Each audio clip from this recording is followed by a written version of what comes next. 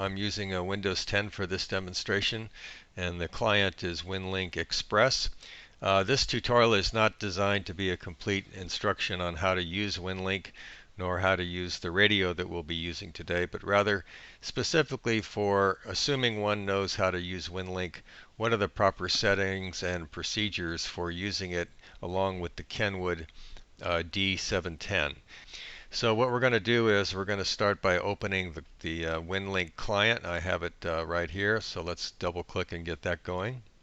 Notice that it comes up and it's asking for a registration key.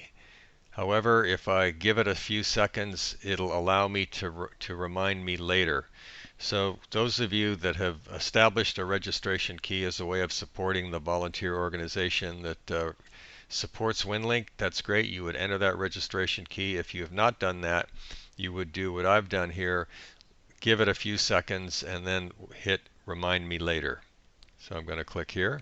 So now we've got pretty much a screen that's clear for us to go ahead and get started.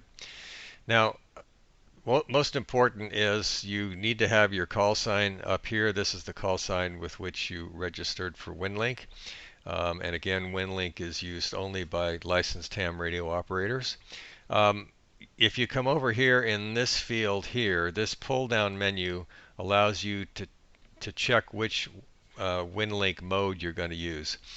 We're going to use Packet Winlink, so I'm going to click on the second entry to change it to Packet Winlink. I'm going to send a message right now. In fact, I'm going to compose the message before I open the session. So let's go ahead and create a message. I'm going to come up here to this menu item message, and I'm going to select new message. And I'm just going to send it to one of my friends.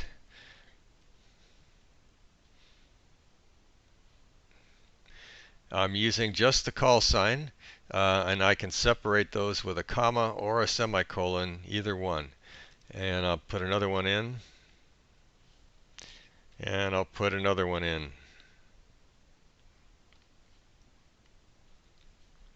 Now, I'm also going to copy myself using an email address that I keep, and it's very important that I enter a subject. So I'm going to put in the subject demo tutorial for WinLink, I should say Packet Winlink. So let me back up here and say Packet Winlink.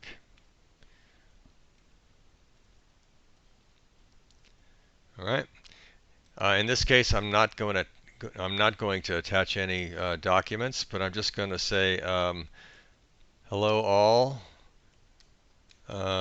This is simply a test. Please ignore this message.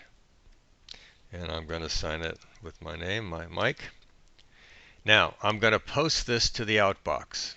I give it a look, I make sure there are no typos, and once I'm happy with it, I have to post it to the outbox. And that's this menu item up here, Post to Outbox. So notice, if you look carefully now, we do have one entry in the outbox. If I want to check what it is, I can click here, and sure enough, that's the message that I just composed. Okay. If I go back here and click at the top for inbox, I have nothing in the inbox at this time. So now we're going to be ready to send a message by using the radio. Now, we have a section in here that's going to explain how the radio itself is set up. It's very important that the data cable that connects the radio to the computer be connected to the proper port. There's a port on the back side of the head unit for the radio, and that's labeled the COM port. Don't be confused, because there's a similar looking port on the body of the radio.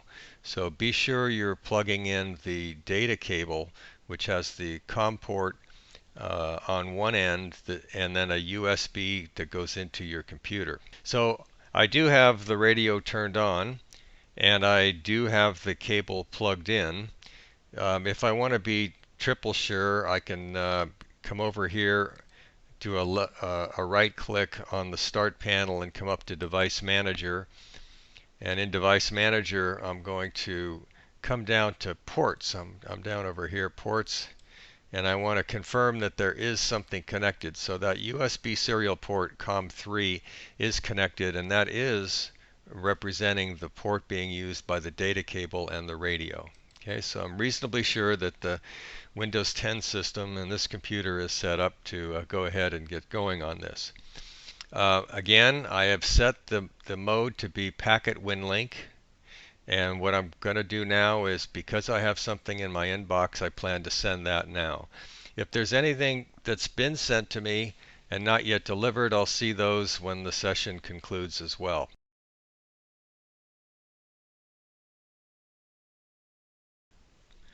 Let's look at the settings on the Kenwood radio, the TM-D710G.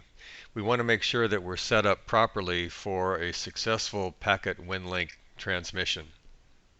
We want to make sure, first of all, that the left side of the radio is set up for the transmission. You'll notice the circled push-to-talk icon in the upper left corner. That indicates that the left side, known as side A, is the one that's enabled for transmission. If you want to change these designations, pushing on the lower right button, which is a volume button, switches it to the right side. But we want to make sure that for the Winlink packet, we are transmitting from the left side, so I'm pushing the left button now. And you see the push-to-talk icon is represented there. Now it's important that we specify that the radio be in VFO mode. Notice the soft key on the left side that indicates VFO. When you start pushing these soft keys, for example the bottom one on the left, we're switching into memory recall mode. This is a memory contained for a repeater. So let's go back to VFO mode by pressing the second one on the left. Now we're going to adjust the frequency, since we're in VFO mode, by rotating the dial in the lower left. We're going to pick the frequency that is specified by the channel that we will use for Packet Winlink. We want to make sure that the TNC setting is proper for the radio. So what I'm going to do is I'm going to show you how to make those changes now. Take a look up in the left corner of the display. It says Packet 12. That's a good sign. That is what we want. Now the question is, how do we change the TNC modes? And we do that in the lower right with the soft key labeled TNC. Let's see how this works. So if you keep your eye on the display in the upper left, watch how it changes as I toggle the soft key button in the lower right. That's one toggle and the display disappears. We don't want that. I'll toggle again and APRS 96 appears. We don't want that. I'll toggle one more time and we're back to where we do want to be, Packet 12. Let's draw our attention to the knobs in the lower right corner. These knobs control the left side and the right side volume and squelch, respectively. You'll notice some white tape on the outer knob. That shows me at a glance what the volume is for the left side. Now let's adjust the squelch. The inner knob controls that. Watch the display in the lower left. When you see busy, that indicates that the squelch is open and we're hearing static. I rotated clockwise to the right just enough to eliminate the static. Let's take note of something here. We've been operating in the 2-meter band on the left side, and that was fine for the previous exercise.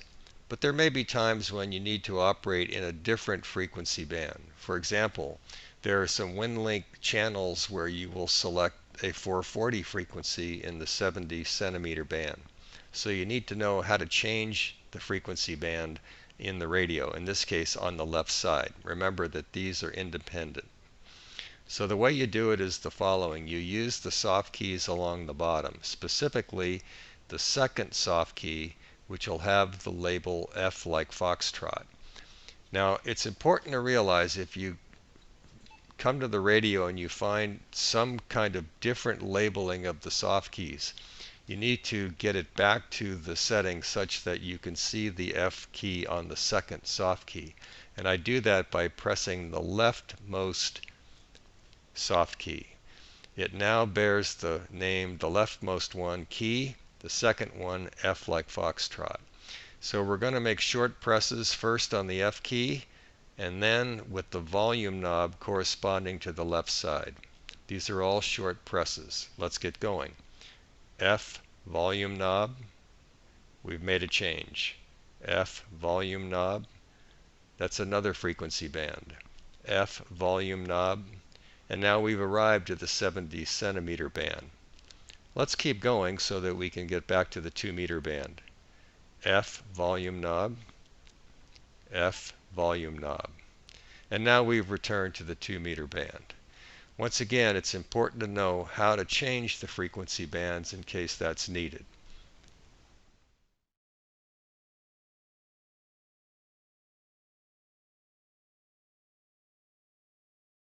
So now I have to click on the word Open Session.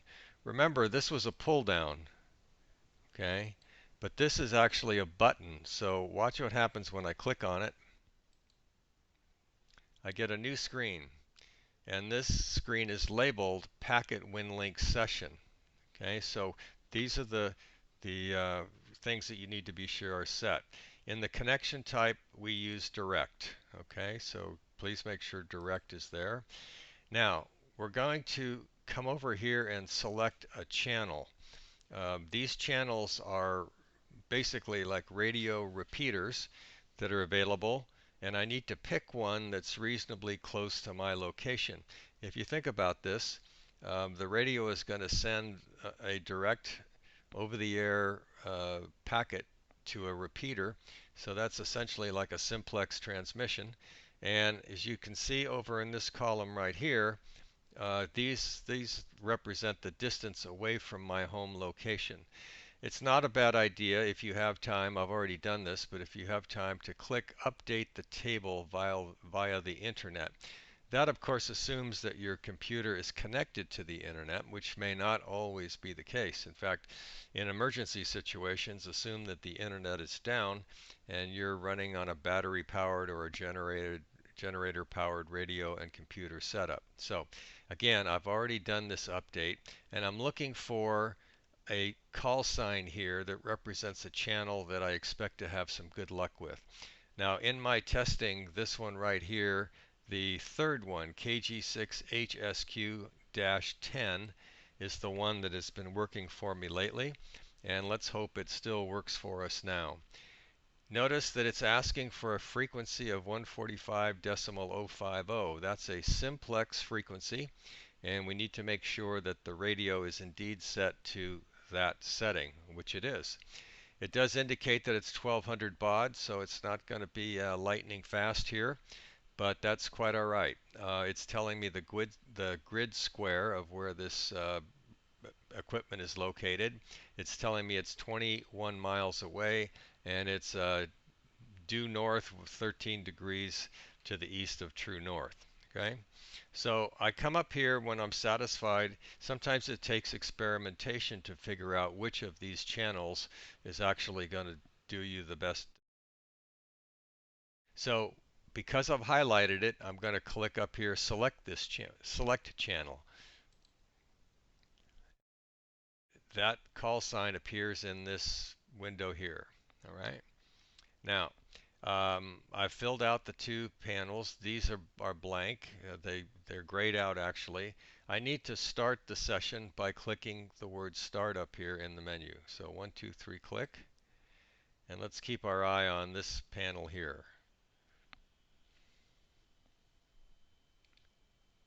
I've got the volume up on the radio a little bit. And I will tell you that sometimes this takes some experimentation. Quite often when I fire this up, the first time it fails, and I have to restart it a couple of different times. I would imagine there might be some kind of explanation for that, but if there is, I just don't know it.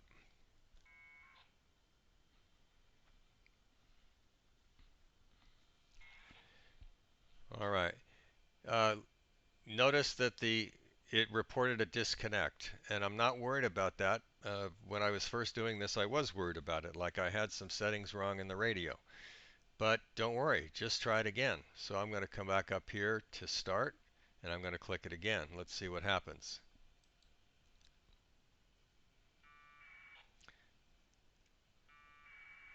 You hear in the background, those noises you hear are the transmissions. Those are the packets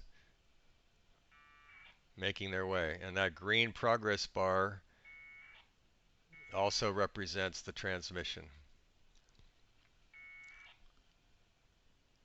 It confirms here that it was sent. And we leave it be until we get a confirmation of the disconnect. And there it is. The disconnect is reported. Okay? So, good news. That means we've been successful. I'm going to go ahead and exit this panel either by clicking the word exit or by clicking up here in the upper right. I'll just do that. There's no message that came into me during the session. If I go to the sent items over here, well, you notice first there are no outbox items anymore. That's changed from 1 to 0. And now let me click on sent items, and if I click on the top one, test message, sure enough, that's the message that, well, that's not actually not the message I did. Let me scroll up. This is a little bit tricky, as you see. It tricked me up here. When this pops up, sent items, don't assume that you've scrolled all the way to the top. And this is all the way to the top. Now I click this, and sure enough, there's the message I just sent. Demo tutorial for Packet Winlink. Okay, I'm in the enter a new message dialog box. We've seen this earlier in the tutorial. I want to make sure that you know that you can make attachments to your WinLink messages.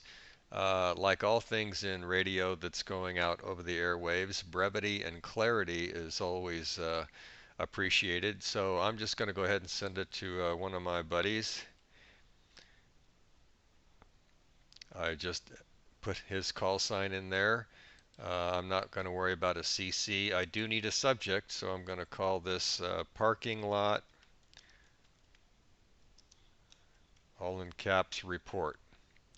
And I'm going to attach it. So this is kind of simulating a report from a shelter location on the status of the parking lot. I went ahead, well, I'm going to go ahead and I'm going to click one time on this attach. And this dialog box comes up and it wants me to add it. So sure enough, there's a note to add it. So I'm going to click add. And it's now going to ask me to find it on my computer. So I've composed a simple text document using Notepad on the Windows machine I'm using. So I'm going to click on parkinglot.txt and say open. It adds that to the list, and I'm going to say finished. And now it's gone ahead and noted it as an attachment. At this point, of course, I would come up here and I would post it to the outbox. And the next time I open a session, it'll be on its way. Let's look at a very useful feature in WinLink. When I come up here, for example, to send a message, I'll click on this and I'll get the new message choice. Quite often we would go ahead and populate this outgoing message, but there's an option up here on the top line, second item. It says select template. Let's click on this. When we click this, it opens the template manager, and you might be very surprised and impressed to see the number of forms or templates that are available. Many or most of these are dedicated to emergency reporting. You'll notice things for FEMA here. You'll notice things for GIS and mapping. You'll notice things for the USGS. That would be used to report whether or not you felt an earthquake and to report on the damage done. And there are forms here for weather. Let's just go ahead and pick a general form here. I'm going to come up and I'm going to click on the plus sign to reveal what is in the general form. And I'm going to pick something relatively simple for the demo. I'm going to click Field Situation Report. Let me try double clicking it to open it. And it opens this form in a browser. This might be surprising to you, but it's normal, so just follow through. In other words, I'm going to populate this form even though it's in the browser window. I'm not using the internet to do this, but I'm just using the browser software that's residing on my machine. almost as a word processor now, just to fill in this form. So it's fetched the date and time from the computer. It's got my call sign. I can go ahead and send it to a friend by putting in a call sign.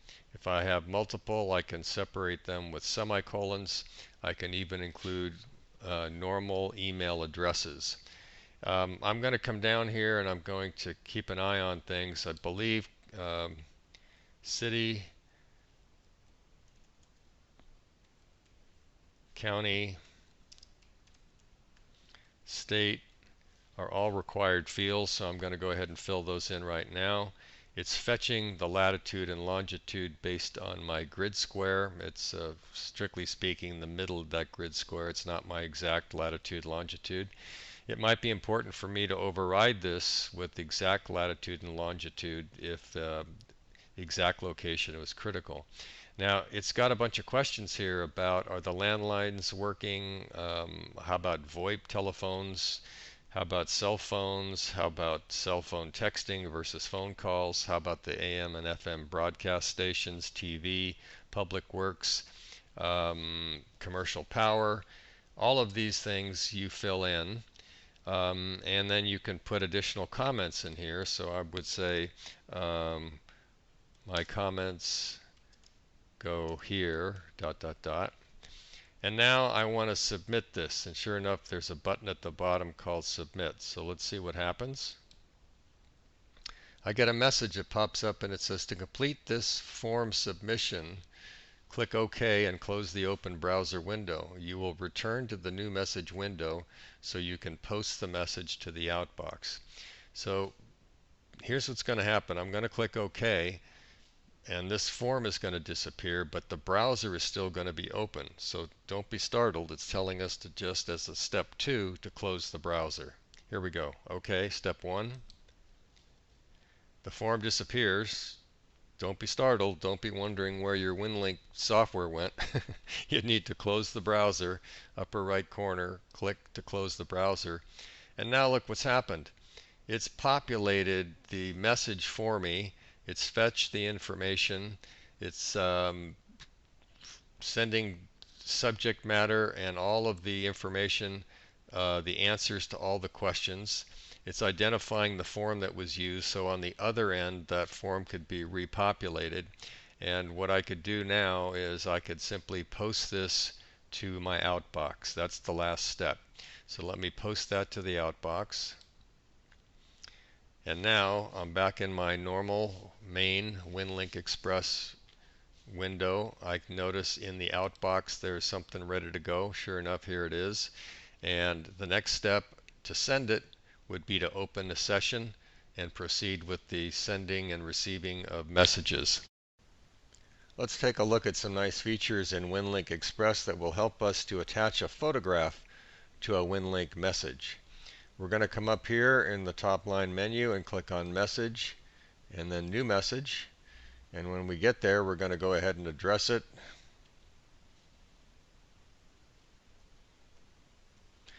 I'm going to skip the CC field. In the subject field, I'm going to say Test of Photo Attachment. And I'm going to come up here to the top line menu and click on the word Attachments. 1, 2, 3, click. And this screen comes up. In this case, I want to add something, so I'm going to click on Add. And it's going to say, what do you want to add? And I'm going to navigate to a photograph that I have on my computer ready to go. It's hikers.jpg. Let me select it and click Open. And it comes into this window. It's acknowledged as hikers.jpg, but there's a red background to the size field because the size is too large. This is a warning to us that we need to reduce the file size to make it much more compatible with a WinLink Express transmission. So fortunately, there's a built-in tool right here called Edit/Resize Image. Let's try that. Well, here's the photograph from the desktop. It's of 2 hikers going up a slope. Let's first reduce it by getting rid of any extraneous portions of the photograph that are not important, that'll reduce the size somewhat. Let's see how that works. There's a tool up here called crop. I'm clicking that now. You get some instructions on how to use the crop tool. Watch how I use it. I click, drag, and release over the area, and it grays out everything that's now being excluded from the photograph. To complete this, I have to come up and click crop to accept the new cropped size. Now, down at the bottom, you have some information about file size and such, and the file size is still large. It's 306, almost 307 kbytes. So we have another tool we can use up here called resize. And this is going to play with the file size itself. It'll compress the file. So we're asked to put in the desired file size. So I'm going to put in 25, and then I'm going to click on change size. And then I'm going to click on save. And then I'm going to click on save changes. Now it acknowledges hikers.jpg at 25 kbytes. That's what I want. So I'm going to click finished over here. And you'll notice in the new message box, hikers.jpg is now acknowledged as an attachment. So from here, we would come up and we would click on Post to Outbox. Once it's in the outbox, we would complete the transmission of this message with photo attached. Of course, I could put information down here in the body if I wanted to, but for purposes of this demonstration, let's just let it go.